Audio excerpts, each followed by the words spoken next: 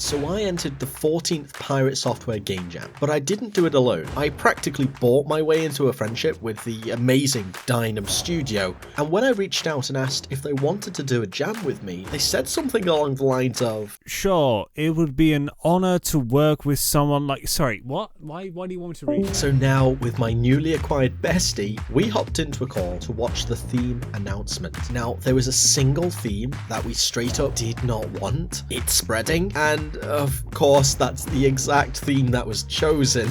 And what followed went a little bit like this. First of all, let's just veto spreading a virus, because that's too cliche. So how about a game where you, spread your cult's influence? Well, I'm just not sure it would work. We could do one where you have to spread awareness for your YouTube channel. I mean, we're both YouTubers. That could be interesting. I agree it's a good idea, but let's try some other ones, you know? What about some kind of survival game like Skyblock? Just please give me one idea that is decent, you know? That's not absolutely terrible, please. Okay, just to confirm, we're going with the first idea we both agreed we're definitely not doing. Yeah. Oh! That's bullseye!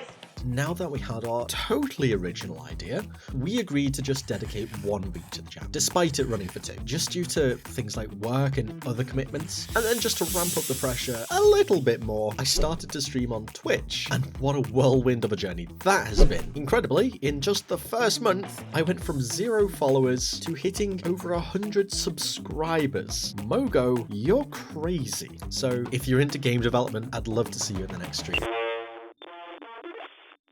To kick things off, I began by drafting a design document to outline the core gameplay objectives, ensuring that we stay focused. Deynum took on the narrative and artistic elements, while I dove into the programming and ensuring the gameplay felt...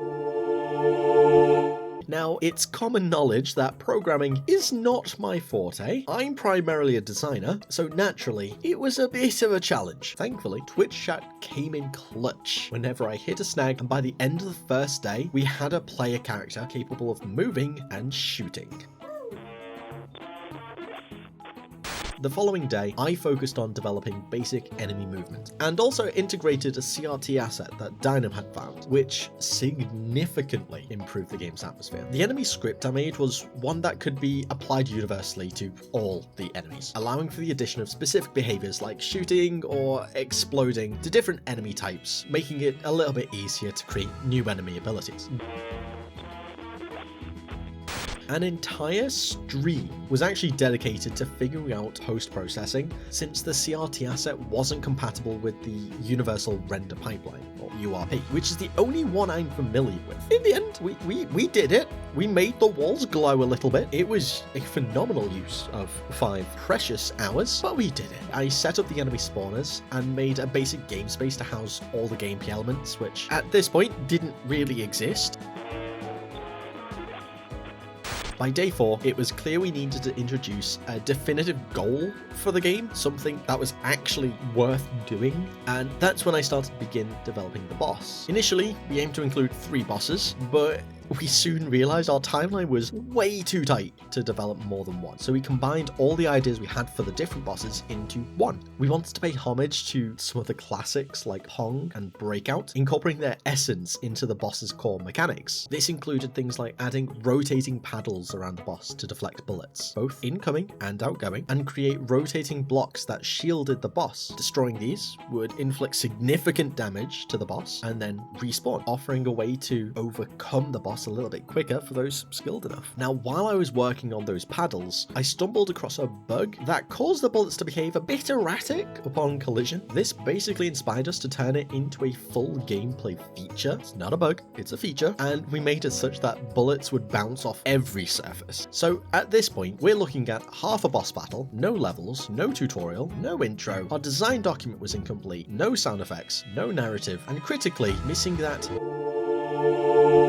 The amount of time I could work on the project also dwindled a little bit at this point as I started a new job.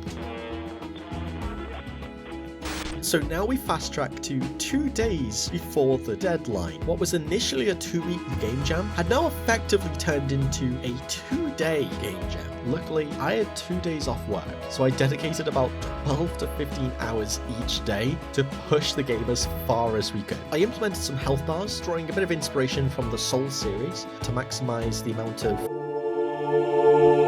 I turned my focus onto the tutorial level, which had, funnily enough, also became the only level, and I basically took the sound manager I used for my Metroidvania project, Am's Tale, which, by the way, we should 100% wishlist on Steam. Now, with just 1 day left until submission, I received the following message from Deynum. Lazy. I just finished writing the dialogue, and I realised I need to make an entire system for it. It had hit us on the final day. We don't have the key element that would anchor our game to the theme. So at this point, I set aside just 3 hours to tackle it. In the end, the solution I cobbled together was far from perfect, but it served its purpose, allowing us to incorporate the narrative in just the nick of time. As the deadline approached, I addressed as much of the feedback from our playtesters as I could. I implemented a checkpoint system to ease the player frustration, and even tried to finish off the game design document. But just as I was doing this, the worst thing that could happen did. The fire alarm in our building sounded, and we had to evacuate. It took more than an hour and a half before we could return into our flat, much to Mrs. Lazy's dismay, but luckily I had made the design document on Google Docs, so I was still able to access it while outside, sitting in the rain, typing it up frantically on my phone as we waited for the fire department to search the building. As the clock was ticking down, we managed to submit our game with just 5 minutes to spare, and after 4 weeks filled with anxiety, to our astonishment, we landed in the top 10 out of more than 1,400 entries. The icing on the cake was when Thor showcased our game live, an experience that will be forever etched in my memory. Working on this project with Deynum and seizing the chance to engage with you, the community, through streaming has been incredibly fulfilling. An experience I deeply cherish and can't wait to keep doing. So to everyone watching, continue to dream big and embrace your creativity, because you never know where it will take you next. You should all go check out Deynum's video on D.A-V.E. here, where they share their experiences from the jam from their perspective. He's an amazing developer and an even better content creator. I'm sure you'll love their work.